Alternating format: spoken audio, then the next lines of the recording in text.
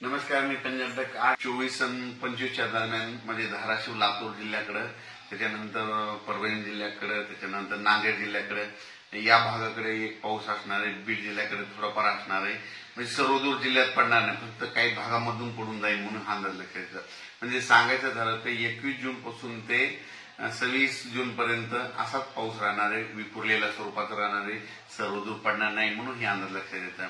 राज्यामध्ये आता ही जी वारं चालू आहे ते काही ठिकाणी 25 जूनला बंद होईल, काही ठिकाणी 26 जूनला बंद होईल आणि हे वारं बंद झाल्याच्या नंतर परत चांगलं पावसाचं वातावरण तयार होणार आहे. पण राज्यात मध्ये आता सर्वदूरचा एवढा पाऊस नाही. फक्त म्हणजे सांगायचं झालं तर कोकणात मध्ये सातारा जिल्हा, सांगली कडला काही भाग, त्याच्यानंतर पुणे त्याच्यानंतर तसंच पुढं नाशिक पर्यंत, सिन्नर नाशिक पर्यंत ती पट्ट्यामध्ये कोकणाच्या कोकण पट्टीचा पट्ट्यामध्ये ते पाऊस चालू राहणार आहे.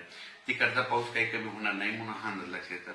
आणि राज्यात मात्र उर्वरित भागामध्ये मात्र हे 21 जून, 22 जून आणि 23 मध्ये हे विदर्भाच्या इकडल्या पट्ट्यातच पाऊस पडणार. परत एकदा सांगतो, म्हणजे जळगाव जिल्हा, संभाजीनगर, त्याच्यानंतर जालना, बुलढाणा, त्याच्यानंतर अकोला, अमरावती, वाशिम, हिंगोली, त्याच्यानंतर यवतमाळ, अकोला आणि हे नांदेडचा असा ह्या पट्ट्यामध्ये असा पाऊस पडणार. आणि परभणी जिल्ह्यात देखील थोडाफार प्रमाणात पडणार आहे.